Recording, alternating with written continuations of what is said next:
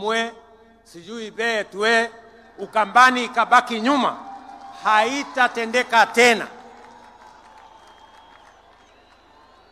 Nasikia hata kuna wengine wanajaribu kueneza siasa ndogo ati maskini jeuri. Iko maskini jeuri ya kufanya nini? Hakuna umaskini itabaki hapa Ukambani. Tunataka tuungane, tushirikiane, tufanye kazi kwa pamoja. Nataka munisikize ndugu zangu watu wa Ukambani. Hii stadium tulijenga kama serikali ya Kenya. Tumeweka hapa milioni 750 tujenge hii stadium na bado haijakamilika. Tangojea pengine mwezi moja ikikamilika, tumejenga kila mahali, tumeweka parking mzuri, nitakuja kufungua rasmi ikiwa imekamilika. Na ni kwa sababu tunafanya hivi sio Ukambani peke yake. Tunafanya hivi katika taifa letu la Kenya. Pia nimeamrisha wizara ambayo inahusika na michezo pia tujenge stadium kama hii pale Machakos, na tujenge stadium kama hii pale Wote, pale Makueni. Kwa sababu nchi ya Kenya ni nchi ambayo inajulikana na ni mashuhuri kwa mambo ya michezo, na sababu hiyo stadium and infrastructure ya mambo ya michezo lazima tuwe nayo. Wewe Waziri Mvurya unajua vile utafanya tukamilishe hii, ili mapema mwaka ujao tuanze Machakos na tuanze pale Makueni, kwa sababu tunataka Ukambani itembee sambamba na sehemu zingine za taifa letu la Kenya. Hapa vile vile tumejenga uwanja wa ndege. Mimi nataka niwaeleze ya kwamba hiyo uwanja haijakamilika. Bado tutajenga terminal building. Tunataka hiyo uwanja ikae kama viwanja zingine za ndege sehemu zote za Kenya. Hapa vile vile kiongozi gavana amesema kuna barabara tulisema tumetengeneza. Kuna zingine zimekamilika, kuna zingine bado. Mimi nataka niwahakikishie yale yote ambayo tuliweka katika mpango yetu tutakamilisha, kwa sababu tunataka wakati tunabadilisha Kenya pia Ukambani inabadilika. Sio hivyo peke yake. Nyinyi mnajua ya kwamba mulituuliza tujenge barabara kutoka Kibwezi, na mulisema hiyo barabara iende mpaka ishikane kule Mwingi. Hiyo barabara tulijenga ikakuja ikakwama mahali fulani pale. Mahali inaitwa Kwa Siku ama ni kwa nani? Kwa Siku hapo. Sasa mimi nataka niwatangazie. Mahali hiyo barabara ilikwama.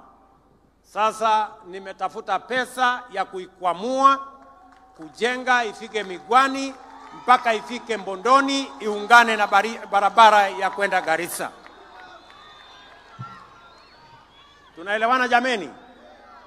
Na nishamwambia Waziri Davis Chirchiri yuko hapa kwamba hiyo barabara sitaki tena mambo ya barabara hiyo kukwama. Tunataka tukamilishe hiyo barabara, kwa sababu mpango yetu ni kuhakikisha ya kwamba Kenya inasonga mbele. Nyinyi mnajua hizo barabara na miradi mingine nyingi zilikwama kwa muda mrefu kwa sababu tulikuwa na matatizo na uchumi wa taifa letu la Kenya. Na niliwauliza kwa unyenyekevu, munipatie nafasi kidogo ninyoroshe mambo ya uchumi.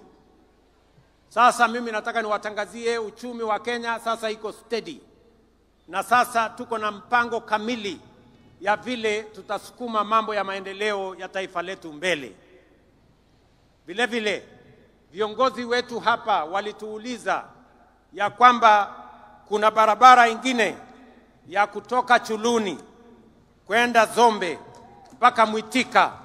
Hiyo barabara vile vile sasa tuko na contractor na tutawajengea hiyo barabara, kwa sababu tunataka tuhakikishe watu wa Kitui East, na mimi najua mbunge wenu Bwana Nimrod Mbai yuko hapa, ni mtu msumbufu sana, ananiuliza hii barabara kila mwaka.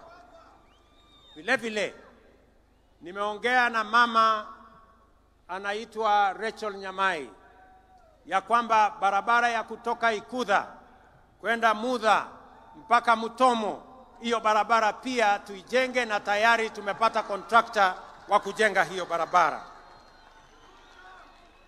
Vile vile mnajua kuna barabara ilikwama kule Mwingi, ile barabara ya kutoka Kamuongo kwenda Kandwiwa. Hiyo barabara vile vile sasa tuko na pesa ya kukamilisha section ambayo ilikuwa imekwama pale. Vile vile nyinyi mnajua tumepoteza watu wengi, vile governor alivyosema pale Enziu Bridge. Hiyo daraja imekuwa daraja ya maafa. Mimi nataka niwaeleze sasa watu wa Ukambani, waziri yuko hapa, nimempatia maagizo na nimesema kabla ya Februari mvua ianze mwaka ujao, hiyo daraja iwe imekamilika, ndio tusiwe tena na maafa katika hiyo barabara. Tumeelewana watu wa Ukambani na Kitui? Vile vile nataka mnisikize kwa makini. Hapa Kitui pia tuko na mpango mkubwa ya kusambaza stima. Nilikuwa nije hapa hiyo siku kwa sababu ya harakati hiyo ya kusambaza stima. Mimi naelewa kupitia kwa viongozi wenu ya kwamba bado tuko na wananchi wengi hawajafikiwa na huduma ya stima. Kweli ama si kweli? Sababu hiyo serikali ya Kenya imetoa pesa milioni 2.2 kufanisha manyumba ya wananchi hapa Kitui 16,500 pia between now and February next year. Hizo manyumba 16,000 tutakuwa tumeziunganisha stima, na baadaye tutakubaliana baada ya hiyo awamu tutapanga tena vile tutahakikisha kwamba stima inafika kwa manyumba zenu na tunaondoa giza, ndio shetani ashindwe. Mimi vile vile nataka niwaeleze ya kwamba hapa Kitui kupitia program yetu ya affordable housing markets pamoja na hostels tumewapatia budget ya shilingi bilioni 15 ya Kitui. Tayari tuko na projects ya shilingi bilioni 7. Tuko na soko, mmesikia governor akisema soko kubwa ya Kitui Town. Hiyo soko kubwa ya Kitui Town sasa tutaichukua kutoka county, tutaimaliza na tutakamilisha. Vile vile soko ya Mwingi Town. Pia pale Mwingi Town tunataka kujenga soko kubwa kwa sababu mji wa Mwingi ni mji mkubwa. Vile vile kuna soko ya mahali inaitwa Kalundu. Ninyi mnajua mahali Kalundu iko. Na soko pale Kabati pia tunataka kujenga soko kubwa. Na vile vile Mutomo tujenge soko kubwa. Alafu tuko na soko zingine 10 katika sehemu mbalimbali. Soko yote tunajenga hapa Kitui ni soko 14 mpya ambayo itasaidia wakulima wetu waweze kupata mahali ya kupeleka mazao yao isiharibike. Tuwe na storage, tuwe na cold room, tuwe na mahali ya kuuza, mahali kuna heshima, mahali kuna maji, mahali kuna stima, na mahali wale wote wanaofanya hiyo biashara wanaweza kuendesha biashara hiyo bila ya matatizo yoyote. Vile vile sasa tumepatiana kandarasi ya hostels ya vijana katika TVET zetu, universities hapa Kitui.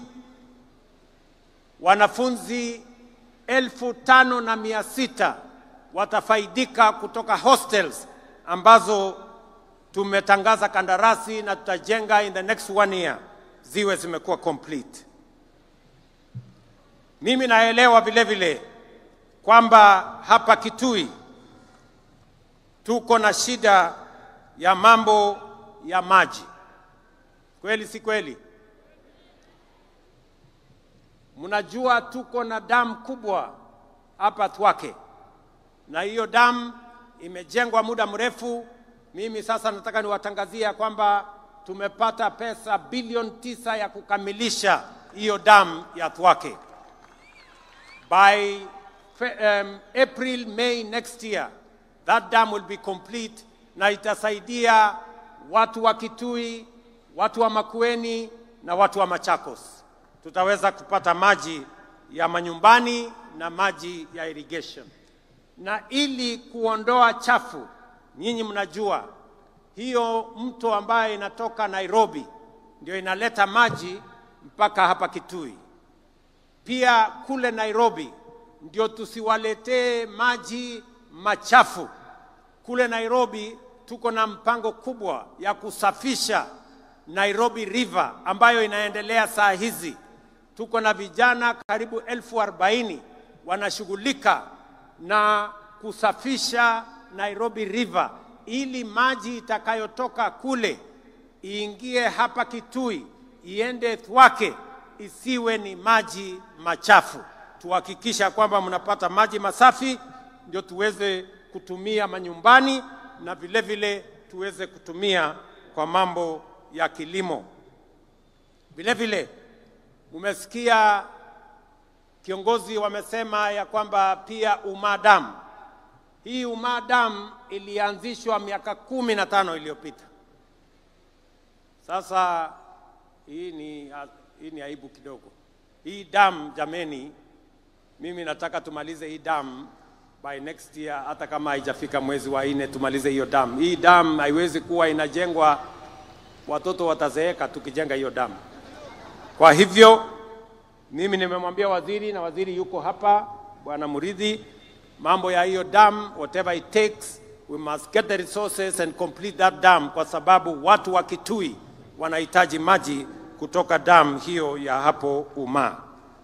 Na vile vile niwaeleze ya kwamba tayari tuko na mpango ya dam ya Highland Falls ambayo iko kati ya kaunti yenu ya Kitui na kaunti ya Tharaka Nithi katika sehemu ile ingine.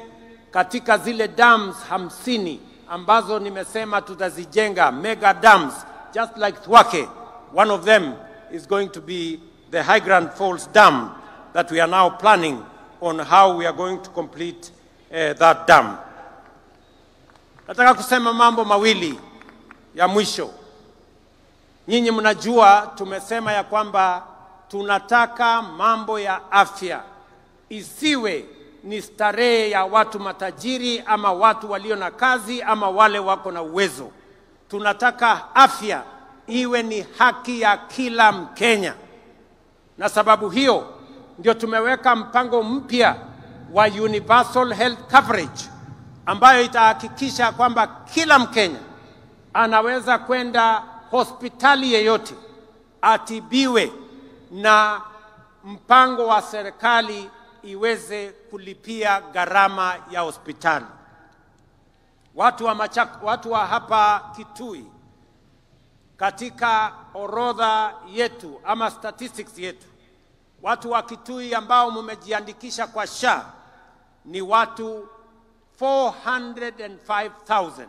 Watu 405,000 wamejisajili kwa watu 1,100,000, kumaanisha 36% ya watu wa Kitui wamejiandikisha.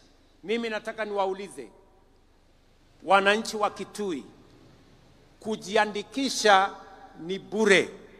Wewe ujiandikishe. Ukijiandikisha itatusaidia kujua madawa ambayo inahitajika ni kiasi gani, wauguzi ni kiasi gani, equipment ya kutumia katika matibabu ni kiasi gani. Na vile vile tumeweka pesa ya serikali kusema kila mwananchi, wewe mtu ya Kitui, ukienda kwa hospitali na umejiandikisha kwa SHA, utoe evidence yako kwamba umejiandikisha kwa SHA, utatibiwa, utadungwa sindano kama ni kudungwa sindano, ama upatiwe dawa kama ni kupatiwa dawa, na serikali ya Kenya itakulipia, usilipe chochote. Na kama kuna hospitali inalipisha wananchi. Mimi nataka wananchi wapige ripoti kwa polisi, kwa sababu gharama ya hospitali, tumeweka pesa ya serikali ya kulipia gharama ya hospitali kwa Wakenya wote. Kitui, mnanielewa? Kitui, mnanielewa? Mimi vile vile nataka nitangaze nikiwa hapa Kitui leo kwamba katika mpango wetu wa kupanga ajira na usaidizi wa vijana wa Kenya, tukishirikiana na benki ya kimataifa ama World Bank, tuko na pesa shilingi bilioni 20 ya vijana wa taifa letu la Kenya. Na katika hiyo mpango tunataka vijana 800,000 ili tuwajumuishe katika mipango tofauti tofauti. Tumewaambia vijana wa Kenya wajiandikishe pale katika mtandao *254#. Hapo ujiandikishe, utakuta mahali imeandikwa hapo nyota. Uingie hapo ndani ujiandikishe. Number 1, kama wewe ni kijana, haujaenda shule, hauna kosi yeyote umefanya, tunatafuta vijana 90,000 ya kuwapeleka katika courses tofauti tofauti kwa gharama ya serikali ya Kenya. Hautalipa chochote, lakini tutakupeleka college na utapata vile unaweza kujisimamia ukiwa sasa umepata course ama umepata ufundi wa aina tofauti tofauti. Ya pili, tunatafuta pia vijana wale ambao mnafanya kazi, mko na skill, wewe ni fundi lakini hauna makaratasi ya kutambua ya kwamba wewe ni fundi. Pia tuko na mpango ambayo inaitwa recognition of prior learning, ili wewe ambaye uko na ujuzi, uko na ufundi tayari, uko na skill tayari, tukusaidie, tukufanyie recognition of prior learning ili ukuwe na certificate. Wakati unaenda mahali unaenda kutafuta kazi, sasa utakuwa na stakabadhi ya kujua ya kwamba wewe ni fundi wa aina hii ama aina nyingine. Ya tatu, pia tunatafuta vijana wenye biashara ndogo ndogo. Kama wewe ni kijana wa miaka 19 ama kati ya miaka 19 na 29, tunatafuta vijana 1,100 tutakao wapatia kila mmoja wao 50,000 kuendesha biashara zao. Vijana mko, munisikize vizuri. Ijumaa, Friday 24th, hii inakuja. Leo ni Monday, unahesabu Tuesday, Wednesday, Thursday, Friday. Katika kila constituency tunafanya verification ya vijana ambao wako na biashara, ili tuwasaidie na pesa muweze kuinua biashara zenu, ili mchangie katika kuzalisha uchumi wa Kenya. Ndio sote tuungane tufukuze umaskini katika taifa letu la Kenya. So on Friday there will be verification in every constituency in Kenya. The 290 constituencies, there will be verification of the young people who will then benefit from resources that will help them grow their businesses. And I am asking that in this verification, we are looking for 100,000 young people so that we can give each one of them 50,000 shillings for them to enhance their businesses wherever they will be. And I want to ask all leaders, viongozi wetu, magavana, wabunge, MCAs, tusaidiane ili vijana ambao wanafaa kupatiwa hizi pesa tuwatambulishe, ndio tuinue hali ya uchumi ya vijana wetu, wakati tunazidi na kupanga vile vijana wetu wote watajumuika aidha kwa biashara ama kwa kazi ndio tuweze kusukuma taifa letu la Kenya mbele. Mwisho, na mimi nataka niseme tutaanza disbursement ya hiyo pesa tarehe 4 mwezi ujao. In another 2 weeks, we will now start the disbursement of the money to the youth that will have been identified beginning 4th of next month, 4th of November, in the coming 2 weeks, so that we can run that program and see how many young people can benefit from that program. Hapa Ukambani, mimi najua kilimo yenu kubwa ni mambo ya pulses, cowpeas, na ile peas zingine zote pamoja na ndengu, na vile vile matunda, oranges, pamoja na mangoes. Na nishaongea na viongozi wa sehemu hii. Gavana wenu Malombe nishaongea na yeye, anajua, we spoke sometime last year on a comprehensive plan of making sure that those agricultural products that can be manufactured from this region are elevated and become part of our bottom-up economic transformation plan to make sure that every part of Kenya, kama tunasaidia wengine kwa mambo ya kahawa na chai na sukari na mahindi na ngano, hapa Ukambani vile vile tunaweza kuwainua kwa yale mimea ambayo yanazalishwa katika sehemu hii.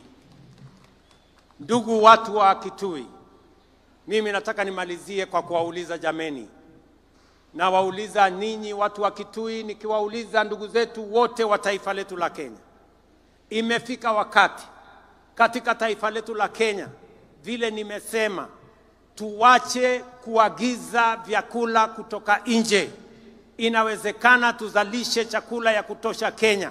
Tunatumia zaidi ya bilioni 500 kila mwaka kuagiza chakula kutoka nje. Na ndio nimesema, ili tuweze kuhakikisha kwamba tunazalisha chakula ya kutosha, ili tuweze kuwa na products ambazo tutatumia katika masoko ile ambayo tumepata, ni lazima sasa tuwe na pesa ya kutengeneza dams ama mabwawa ya maji 50, yale yanaitwa mega dams, ndio tuweze kuzalisha chakula kutokana na kunyunyiza maji mashamba yetu, because all indications are that we are slowly exhausting land that we can generate food from rain-fed agriculture. That is why we need to build 50 mega dams, even if it will cost us between 900 billion and a trillion shillings. That money we can raise here in Kenya. We need to generate more energy. We cannot industrialize. We cannot be a manufacturing country if we have only 2,300 megawatts of energy. We need to generate, at the minimum, 10,000 megawatts so that we can power our industries. We can power our agro-processing and value addition and create products that we are going to export to the markets that we have already negotiated. And thirdly, we must build infrastructure. The late Raila Odinga told us, you cannot be a progressive first world country without first world infrastructure. We need to do more roads. That's why I've said we need to do 10,000 kilometers of tarmac. We need to do more dualing of roads. We need to do our airports. We need to do infrastructure that is going to support the progress and the prosperity of our nation. I want to ask us, I am asking leaders here in Ukambani, I am asking leaders, members of parliament from across Kenya, governors from across Kenya, I am asking political leaders from across Kenya that we hem in together, we rally together and lift this nation. Kenya is ripe for transitioning from a third world country to a first world country because we have what it takes and we have the resources that will lift this country forward. We will be moving to Parliament for us to set up the National Infrastructure Fund, a fund that is going to be funded from our taxes, from proceeds, from privatization, and from other development partners, so that we have a dedicated fund that is going to drive our energy generation, the construction of the dams, the construction of infrastructure, the same way other countries have done. And together with that, we are also going to set up a fund that is going to look after our future. We are going to set up a fund that is going to preserve wealth for the next generation of Kenyans, so that everything we generate today, we don't consume today. And I want to ask leaders from across Kenya that together, united, we can lift this country to the next level. I want to ask all our political leaders, there is time for everything. Jomo Kenyatta told us, as we celebrate the heroes of today, we must be architects of the future. And together, we can design a better future for our nation. Ndugu watu wa Kitui, sijui kama tumekubaliana tutatembea pamoja ama mnasemaje Kitui? Kitui tuko pamoja? Kitui hoye! Kitui hoye! Mnasema tutembee pamoja? Mnasema tuungane kama Wakenya? Pamoja. Tuache ukabila. Tuache chuki. Tuache migawanyiko. Tuungane. Wangapi wanasema tuungane jameni, watu wa Ukambani na watu wa Kitui? Asanteni sana. Ninawapenda sana. Nawatakia baraka ya Mungu. Thank you very much and God bless you. Mheshimiwa Rais